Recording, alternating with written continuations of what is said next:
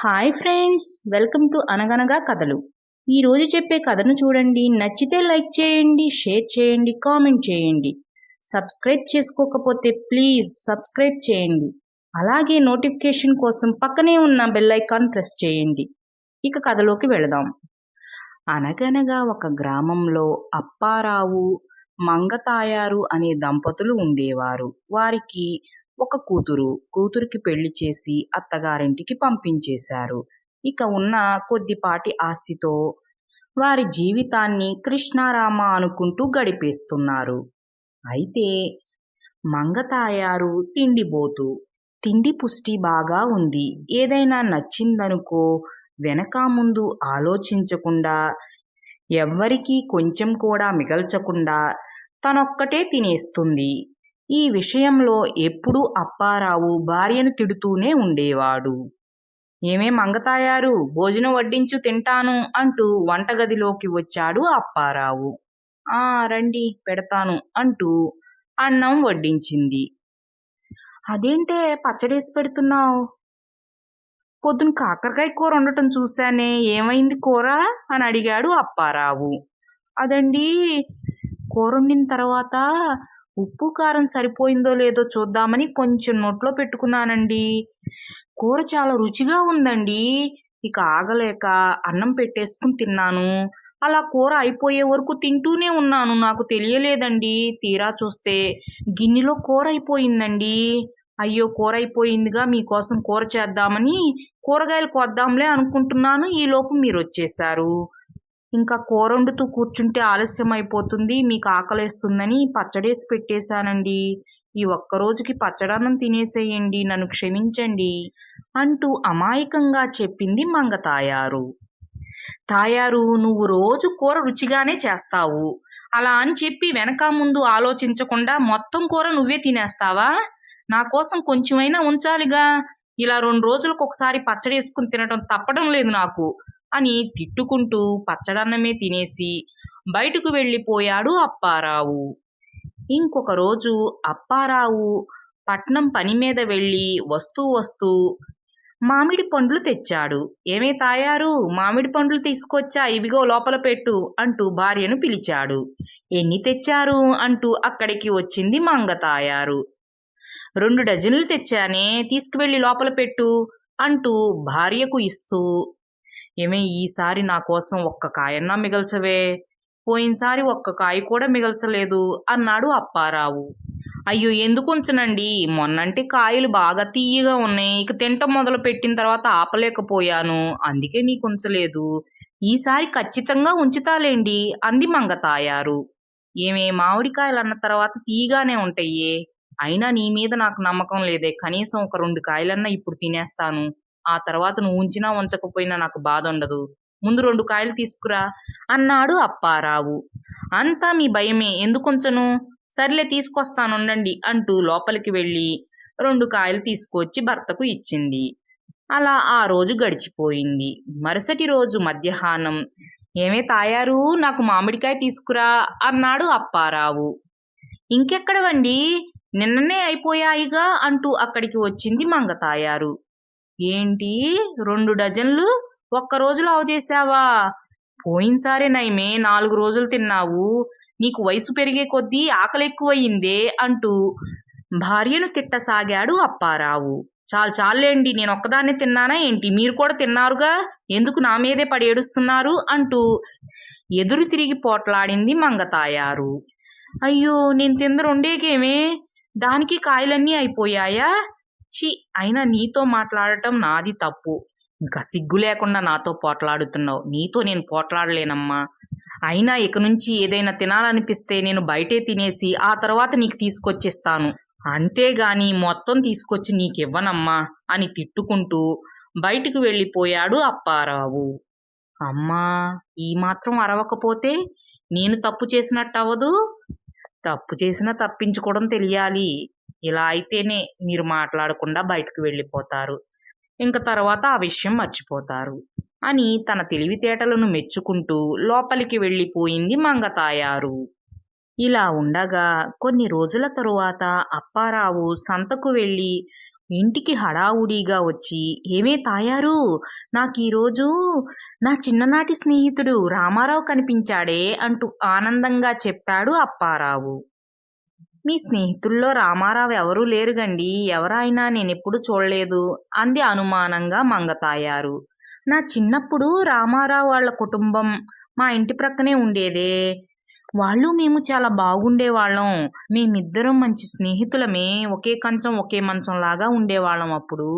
అయితే తీరా మన పెళ్ళికి ముందే వాళ్ళ వ్యాపారాల నిమిత్తం వేరే ఊరు వెళ్ళిపోయారు. అప్పట్నుంచి వాడినెప్పుడూ నేను కలవలేదు. ఈరోజు కూడా నేను వాణ్ణి చూసి ఎవరో అనుకుంటూ వెళ్ళిపోతున్నా. నువ్వు అప్పారావు కదూ అంటూ నా దగ్గరకు వచ్చి వాడు గుర్తు చేసే వరకు నేను గుర్తుపట్టలేదే. అంత మారిపోయాడు" అంటూ ఆనందంగా చెప్పాడు అప్పారావు. "మరంత ప్రాణ స్నేహితుణ్ణి మీరింటికి తీసుకురాలేదేంటండీ" అంది మంగతాయారు. "ఎందుకు పిలవలేదు? నేను రమ్మంటే వాడికి సంతలో కాస్త పనుందంట. అది చూసుకుని వస్తాలే, నువ్వు ముందు ఇంటికి వెళ్ళు అన్నాడు. సర్లే వాడొచ్చేలోపు నేను ఇంటికొచ్చేసి వాడికిష్టమైనవన్నీ నీ చేత వండిద్దాంలే అనుకున్నాను. అందుకే నేను ముందొచ్చేశాలే. వాడికి మన ఇల్లెక్కడో కూడా చెప్పొచ్చాను. వాడే వస్తాడులే. ఈలోపు నువ్వు వాడికిష్టమైనవన్నీ త్వరగా చేసేసేయ్. అలాగే ఈ పనసకాయ అంటే వాడికి ఎంత ఇష్టమో తెలుసా? చిన్నప్పుడు ఒకసారి వాళ్ళ నాన్న వేరే ఊరు వెళ్ళి వస్తూ పనసకాయ తెచ్చాడే. వాళ్ళమ్మ మా ఇద్దరిని పిలిచి పనస తొనలు పెట్టిందే. అయితే వాడు వాళ్ళమ్మ వెళ్ళిపోయిన తర్వాత నా దగ్గరయి కూడా లాగేసుకుని మొత్తం తినేశాడే. అంతిష్టం. వాడు కూడా నీలాగానే ఏదైనా నచ్చితే ఇంకొకళ్ళకసలు పెట్టకుండానే తినేస్తాడు. అప్పుడు చిన్నతనం కదా, వాడలా తినేసరికి వాడిని తిట్టి నేను వెళ్ళిపోయి 2 రోజులు వాడితో మాట్లాడలేదే. పాపం అప్పుడు వాడు 2 రోజులు నా చుట్టే తిరిగాడే నేను మాట్లాడే వరకు. అవన్నీ గుర్తొస్తుంటే ఎంత ఆనందంగా ఉందో తెలుసా? సర్లే ఇవన్నీ చెప్తూ ఉంటే ఆలస్యమవుతుంది గానీ, నువ్వు వెళ్ళి వంట చేసేసి ఈ పనసకాయ ఒలిచుంచు. ఇంతకీ పనసతోన ఎలా ఉందో అని ఒక్కటే కదా అని నోట్లో పెట్టుకోకు. అలా పెట్టుకున్నావంటే మొత్తం నువ్వే తినేస్తావు. వాడికి ఒక్కటి కూడా ఉండదే. వాడు రాక మన ఇంటికి ఇన్నేళ్ల తర్వాత వస్తున్నాడే. తర్వాత మళ్ళీ మేం కలుస్తామో లేదో కూడా తెలీదు. అందుకే వాడికిష్టమైంది పెడదామని ఈ పనసకాయ తెచ్చాను. నువ్వు మాత్రం తినకు. నీకు కావాలంటే రేపు మళ్ళీ వెళ్ళి ఇంకో 2 కాయలు తీసుకొస్తాను. అంతేగాని ఇందులోది మాత్రం ఒక్క తొన కూడా తినకే అని జాగ్రత్తలు చెప్పి, నాకు బయట కాస్త పనుంది. ఇప్పుడే వెళ్ళి ఇలా వచ్చేస్తానే అంటూ బయటకు వెళ్ళిపోయాడు అప్పారావు. మంగతాయారు వంట పనంతా చేసి పనసకాయని ఒలిచి ఉంచింది. ఇంకా అప్పటికి కూడా భర్త రాకపోయేసరికి ఈయనింకా రాలేదు. వీటినేమో ఎదురుంగా పెట్టుకుని కూర్చుని నోరూరిపోతుంది. అబ్బా! ఒక్కటన్నా తినాలనిపిస్తుంది. కానీ అమ్మో! ఆయన తిడతారు. వద్దులే. అమ్మో! కానీ నా వల్ల కావటం లేదు వీటిని చూస్తుంటే. ఒక్క తొన తింటాను. ఆయనకేం తెలుస్తుందిలే అని అనుకుంటూ ఒక తొన తీసి తింది. అలా ఈ ఒక్కటి అనుకుంటూ అన్నీ తినేసింది. అయ్యో! మొత్తం తొనలన్నీ తినేశాను. ఇప్పుడు ఆయనొస్తే ఏమంటారో ఏమో అని కంగారు పడుతూ, కంగారొద్దు. ఏదో ఒక ఉపాయం ఆలోచిద్దాం. అప్పుడు మా ఆయనతో తిట్లు తినకుండా ఉండొచ్చు అని ఉపాయం ఆలోచించసాగింది మంగతాయారు. ఇంతలో తళుక్కున ఒక ఆలోచన వచ్చింది. అలాగే చేస్తా. అప్పుడు గాని నన్ను మా ఆయన తిట్టడు అని అనుకుని భర్త రాగానే ఎదురు వెళ్ళి, "ఏవండీ, పనసకాయ కోసేసరికి ఈ కత్తి పదును పోయిందండి. దీనికి కాస్త పదును పెట్టరు" అంటూ కత్తిని ఇచ్చింది మంగతాయారు. "దీని పని రేపు చూస్తాలేమే. ఇప్పుడు దీంతో అవసరం ఏమీ లేదుగా. వాడొచ్చే సమయం అవుతుంది" అన్నాడు అప్పారావు. "నేనన్నీ చేసి సిద్ధంగా ఉంచాను. ఇంకా మీరేం చెయ్యాలండి? ఆయనొచ్చే వరకు ఖాళీయే కదా. కాస్త ఈ కత్తికి పదును పెట్టండి. వంటగదిలో ఏదైనా అవసరమైతే పనికొస్తుంది. అదే మీరు పెట్టలేదంటే ఏదైనా అవసరం వస్తే మళ్ళీ మిమ్మల్నే పిలవాలి. అప్పుడు ఆయన్ని కూర్చోబెట్టి చేస్తారా ఆ పని? అదేదో ఇప్పుడే చేసుకోవచ్చుగా" అంది మంగతాయారు. మంగతాయారు చెప్పింది కూడా నిజమే అనుకుని అప్పారావు కత్తిని తీసుకుని వెళ్ళి పదును పెట్టడం కోసం ఒక రాయికేసి రుద్దుతూ కూర్చున్నాడు. ఇంతలో మంగతాయారు గుమ్మం దగ్గరే కూర్చుని రామారావు కోసం ఎదురు చూస్తూ ఉంది.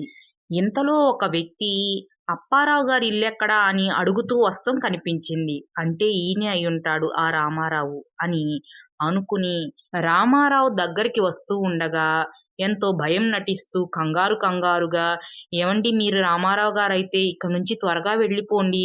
మా ఇంటికి రావొద్దు" అంటూ భయంగా చెప్పసాగింది. రామారావుకి ఏమీ అర్థం కాలేదు. "ఏమైందమ్మా? ఎందుకలా భయపడుతున్నావ్" అని అడిగాడు.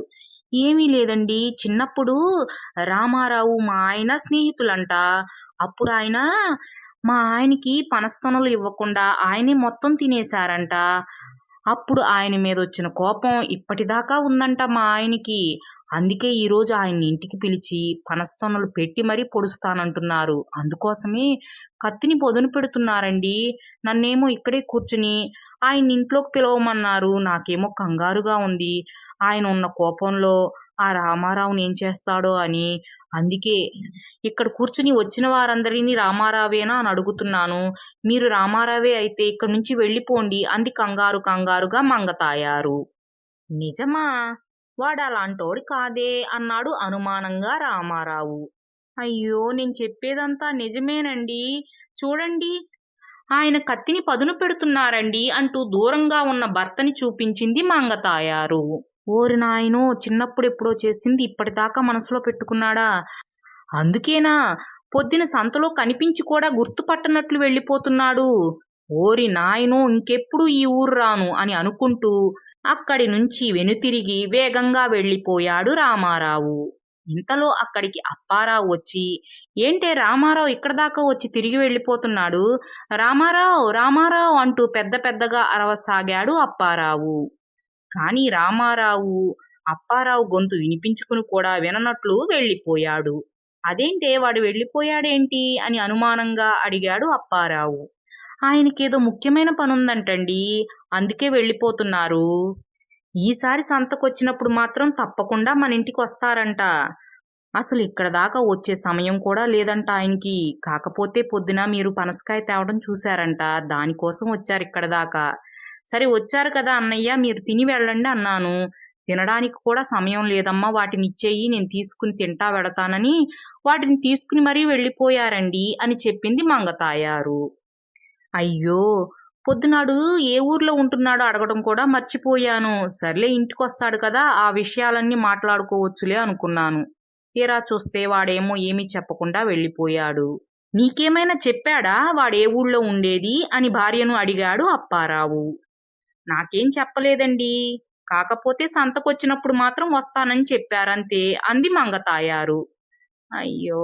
వాడొస్తే కాసేపు కూర్చుని చిన్ననాటి సంగతులన్నీ గుర్తు చేసుకోవచ్చు అనుకున్నాను.